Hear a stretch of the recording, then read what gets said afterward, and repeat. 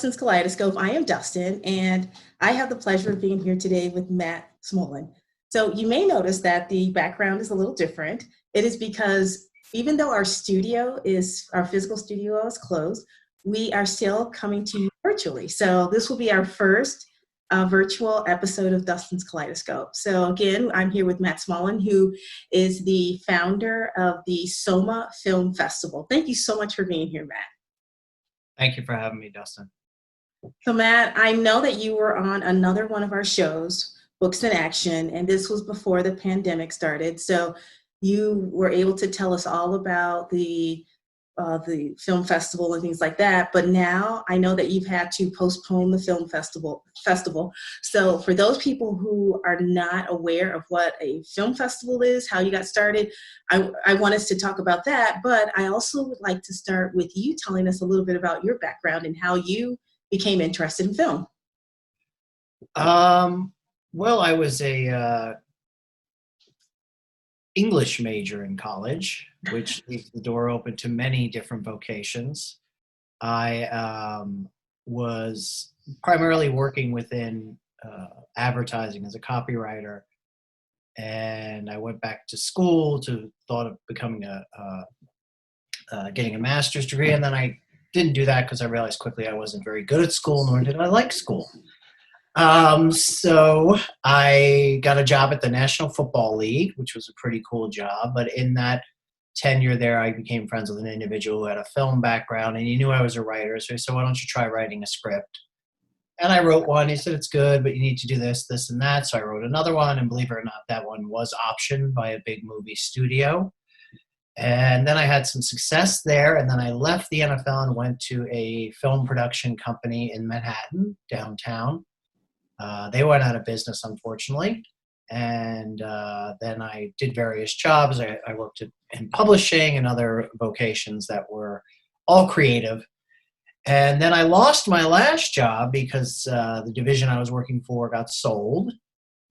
So they gave us a big severance package, which was good. And then I was kind of figured out my next move. And I thought to a friend of mine at that time worked at SOPAC. And I asked her, "Does Maple and or South Orange have a film festival?" And she said, "No." And I said, "Well, that seems kind of silly, given the artistic and all the creative. What am I trying to say? All the creativity in the two towns, and a lot of people work in film and television. Obviously, there's a plethora of Broadway actors and actresses." So I pitched the idea to SOPAC. That was about 4.5, 5 years ago, and they bought into it. And I started the film festival then. Being from a film background, I was lucky enough to know a few folks who had run and or worked for film festivals. So I got a lot of information from them that was useful in starting this whole thing up. And that's how it started. That is amazing because you said you had an English background. Did that help you? Did it hinder you, or was it of no consequence? It's ironic because I have a degree in English, yet I couldn't tell you what an adverb is because Dustin, I was a bad student. I liked a lot about college and other stuff, but I never liked the actual schoolwork. But because I was always a creative person, in the framework, I should have been in a creative writing program. I should have been in a film program, perhaps, but they didn't really have them back then. These are all relatively new areas of interest and majors at universities. So has my English background helped? Well, it's made me a voracious reader, which is good. So I do understand story and plot point and things of that nature much better than most, I guess. So yeah, it did help in the defining and understanding of a good story, and all good films are a good story. Okay, so that seems reasonable. I mean, it seems like it did help you then. Yeah, not too much of a jump, but it works. Yeah, and it's great because you were able to bring something that SOMA, did not have at that time to our area. Yes. That leads us right into the SOMA Film Festival. So you said you approached people at SOPAC, which for people who may not know what that is, that's the South Orange Performing Arts Center, right. Here in the middle of town in South Orange. and you approached them. And how did you sell this? I mean, maybe they thought there was a reason that we didn't have a film festival. That's actually a really good question. I sold it in that I think I really conveyed the virtues of having it in this town. I knew I could rely. I wasn't just an individual who was a film fan who wanted to start a film festival. I actually had connections in the film industry, which helped a lot. And that experience, along with me being able to raise sponsorship dollars, was a big deal. And SOPAC at that time, if I could speak frankly, as long as they got paid, I think you could have done anything over there. Uh, that's going to get me in trouble. But yeah, we ended that relationship 2 years in, and we moved over to the Woodland in Maplewood. Okay. So once you started it, I know that with your interview on Books in Action, you had another person with you, but I know the film festival is just not one or two people, but it takes a bunch of people on committees to, bring us the fine programming that you do. Can you walk us through what you actually do as far as creating a film festival? Okay. Well, first and foremost, you need movies. So Okay. there is a website called filmfreeway.com, and that's a submission portal site. So say Dustin and Larry have a film and it's a short. They go on Film Freeway, they submit it, they pay a fee. We on our end screen it with our series of screeners, and I'm the ultimate choice in the end. So you start there, and then you sell the idea, and you go out to local businesses and companies and see if they want to supplant some of that money in sponsorship. And we were lucky enough to get RWJ Barnabas on board, and Christine Poster at State Farm, and a few realtors, and we also got BCB Bank. So we had real success in that area initially, because I think people understood the value of what it meant to these two communities. So then you do that, and then you pick the movies. So they all come through that site, and you pick the best ones, you program them, you put the program together, you write up a program. It is unending of all the things you have to do, from basic stuff to like spell checking a program, to making sure the seating arrangement is right at the Woodland, to picking up a filmmaker at the train station. So I don't do all that, but I have people who do it. But in the beginning, I did do all that. But there is a team of people that help out and make a very stressful situation pretty bearable, frankly. And how long is this process? So when you're thinking about the film festival for 2022, we'll just skip 2021 because I know that you are postponing. We'll talk about that a little later. But let's say that you have a real full year of being able to do exactly what you want. Does it take an entire year? Does it take 2 years? How long did it take you for that first one, and has it become easier? It hasn't become easier. In fact, it's become bigger. So there's actually more work, more movies.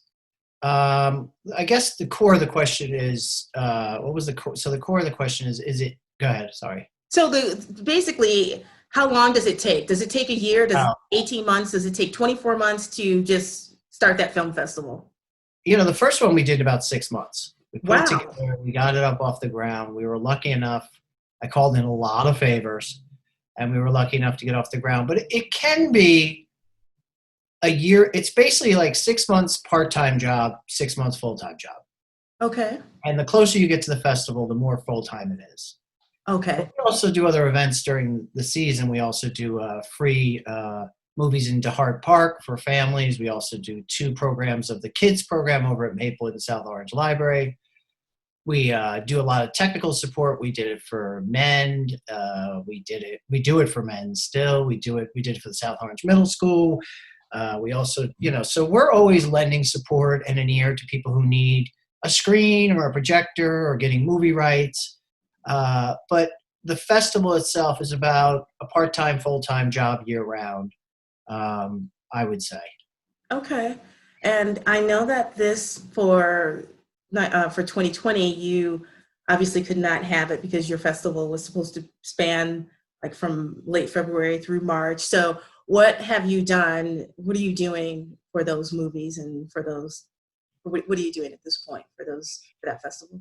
So yes, we did have to postpone. We postponed quite earlier than most, after I read an article that I was alarmed by, and I thought, this is just not going to get better. It's going to get worse. So we were early to postpone. We postponed it to October 21st to the 25th. To be 100% honest, don't know if that's going to happen at this point. We hope it does, but we'll see. We're still TBD on that. And in the interim, we've on our Facebook page, we've shown short films for every Monday from former, That's nice. from past festivals. I reached out to a lot of the filmmakers and wanted to see if they'd have interest in allowing us to show their movies on Facebook, and a lot of them agreed to it. We also we have an email list that we send out films to every once in a while, like maybe on a rainy day or maybe a Monday where people need something to get through. And again, the filmmakers agreed to that. So you can watch a film if you're on our mailing list, and you basically get a Vimeo link and you watch it right then and there, and it's an original short film. And we also did a deal with Film Movement, and they are a film distribution company in New York City. A friend of a friend hooked me up with them, and we're able to offer our subscribers and Facebook followers and all social a chance to watch all originals completed films from international. One's from Poland, one's from Northern Ireland, and one is from, where's the other one from? Oh, Iceland. Iceland. So they're really wonderful movies. One of them is nominated for an Oscar last year. And that's only $12, and you get 3-day rentals, so you can actually watch. You can't see it on Netflix. You can't see it on anywhere else. This is the only place you can see it. So that was some of the stuff we're kind of doing to bridge this gap we're in, and also give people something to do, something interesting to watch, a little chance to smile, be intrigued. I think we can all understand this. Just to be completely and utterly distracted for a little while. And I agree. That's something right now that we need. You mentioned the Facebook page, and you also mentioned just your link. Can you tell me what your Facebook page is so we can send people there? Yeah, it's just on Facebook. If you search SOMA Film Festival, we're at SOMA Film Festival.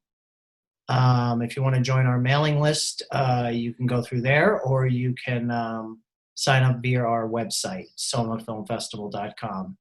And both of those come with free movies, which is nice. That's always a great thing, especially now. Yeah. People are sort of quarantined in their homes or very close to their homes. So this is a wonderful opportunity for people to look at some films that they wouldn't normally see. Exactly. We're going to take a break right now because we have a PSA that we're going to have, and then we're going to come right back to our discussion. We'll talk about how you choose some of your films. So I'm Dustin. This is Dustin's Kaleidoscope, and we will be right back. It's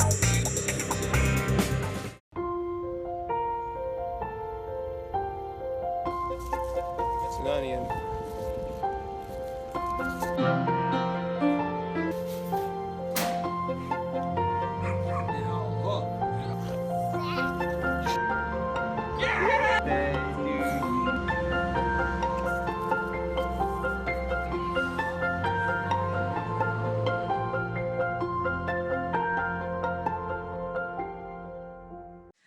Hi, and welcome back to Dustin's Kaleidoscope. I am Dustin, and I have the pleasure of being here today with Matt Smollon, who is the founder of the SOMA Film Festival. Thank you again for being here.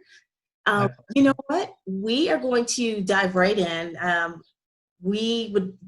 First of all, I'd like you to tell me a little bit about the process of picking films. How do you do that? I mean, there are so many out there. That must be a hard task.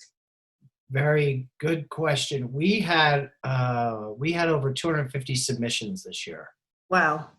Which is an astronomical amount for a festival our size. We luckily have, I'm going to count on my finger now, 1, 2, 3, 5 screeners, and those are people who watch the films and rate those films, this rating system, and then comment on those films. All this is on Film Freeway, so it's pretty seamless. A few of those screeners, one is Susan Greeley, who is also a program director, program manager I don't know, she's something, at SOMA Film Festival.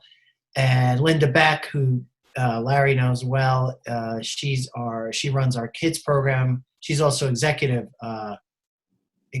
director. That's right. Titles, titles, come on. But anyway, so of those 250 plus, they all go through the process of being screened, and each one of them has to hit a benchmark of 7 or above. So it's 1 to 10. So you can assume, if you trust your screeners, everything 7 below is probably not up to snuff. Unless it comes with a little caveat where someone says you may want to take a peek at it. So anything 7 and above makes the first cut. And then it's my job and Thomas Hanna's job and Linda's job sometimes to go through those and cull from that list. Now that could be 60 films, maybe more. So 60 is sort of your end result out of the 50? No, we got to get that down to about 35. Wow, okay. 30 to 35.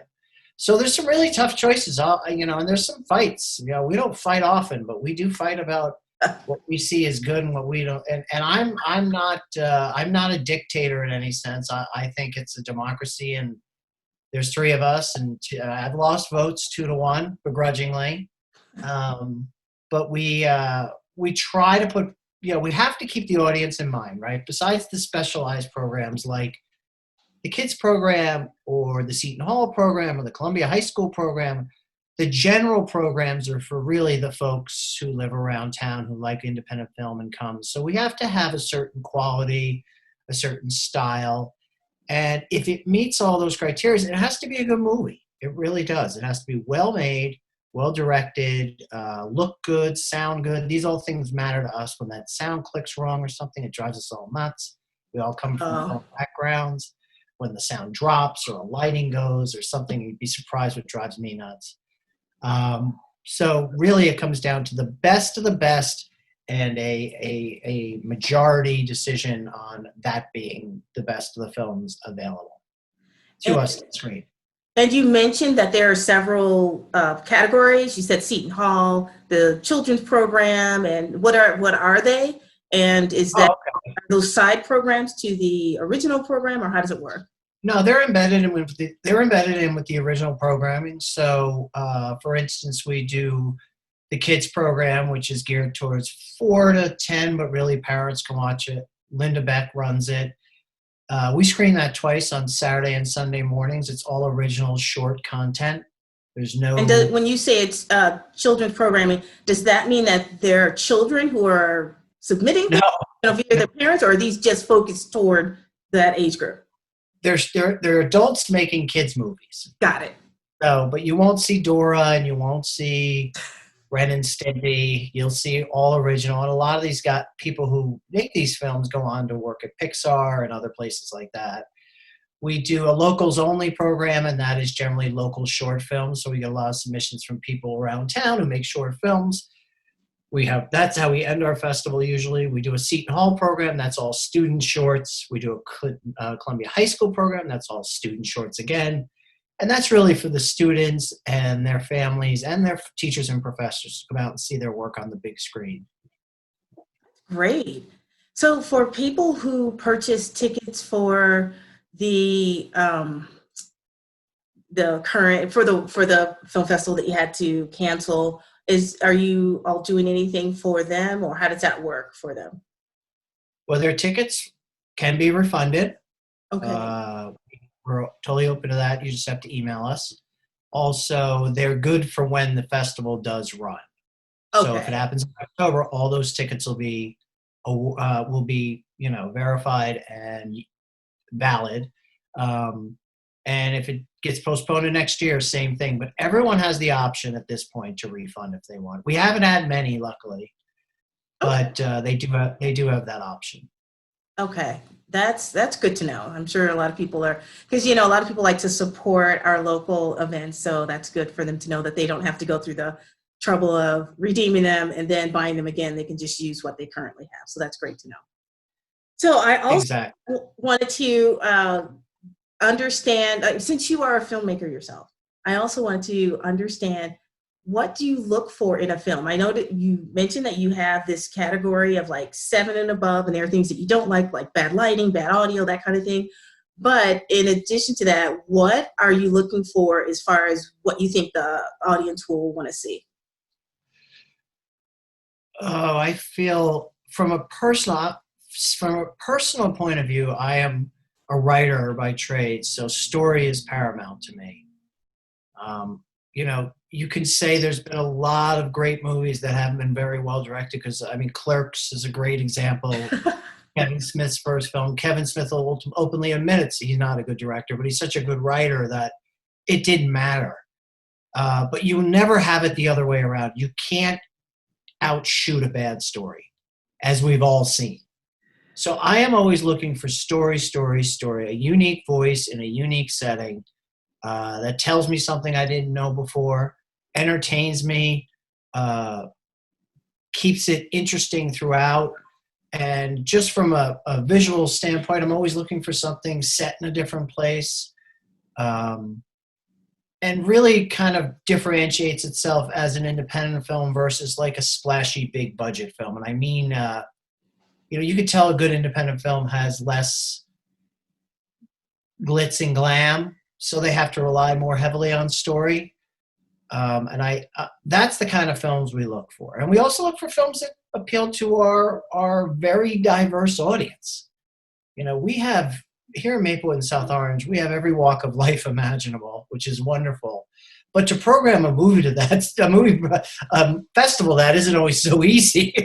Yeah, I can imagine because we do have a very diverse community. So, you have to be looking in like many different directions as far as like trying to choose a movie. So, do you find that to be do you find that to be an issue? Like you're not finding enough of a certain type of movie or a lot of one certain type where you may have to pick something that isn't quite up to your level, or are you just like we're only picking things 8 and above or above that 7 that you mentioned? Yeah, yeah, good question. No, what there is a dearth of that no one does well is comedy features. Nobody does them in the independent world. Independent film, and I can say this because I come from it, is mostly depressing. Okay, it's mostly about a burnt out ballerina or an alcoholic coach on his last chance, or a one-legged single mom trying to bring up a baby seal. So they can get a little, all right, you're trying a little too hard. But we've only had one comedy in the 4 years we've been screening, not including this year, that has been like a real comedy. Really? I'm People glad laugh. you mentioned that so people will know that they need to like submit their comedic efforts for upcoming film festivals. Dustin, comedy is hard. It's comedy is so hard. I used to write comedy, and one joke to me, one thing that's funny to me is not funny to you. But drama, dying's sad for everybody. There's a universal truth that getting sick, dying, divorce are all bad things. But my knock knock joke may not go over well with you, but the person next to you might find it the funniest thing ever. That's what makes comedy so hard. People are very specialized in what they find funny. Okay. So what I've learned here today is that you're getting a lot of films submitted that are less than happy, and you need more comedy. Well, yeah, maybe I shouldn't say that. Not all our films are depressing, but indie film traditionally has to be a little more down. Why is And that? Why is that? Why do indie films have to be a little bit more down? that's a good question. I think that when we think of indie film, we think a little bit dark. And I think when you delve into the subconscious of a filmmaker or the subject of a film, the things that are universal work best. And if you put a little slant on it here and there, it even works better. You think of a film like I'm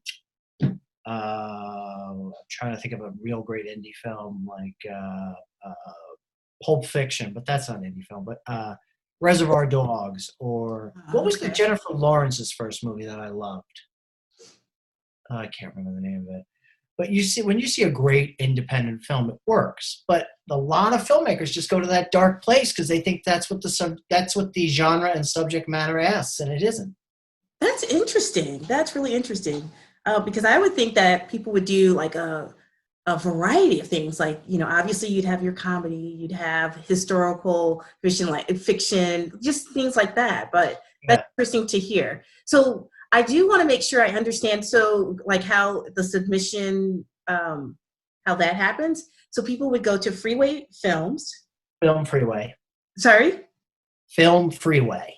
Film Freeway, and then they would submit their film on there, and then you all choose. Do they designate that your film festival is the one that they want? Yeah, they go on. So each festival has their own site on Film Freeway. Oh, I see. Okay, So, they yeah, specifically be submitting it to you. Okay, exactly. okay, So they know they're submitting it to us. okay, okay. We only have about a minute left. Is there anything else you'd like to tell us?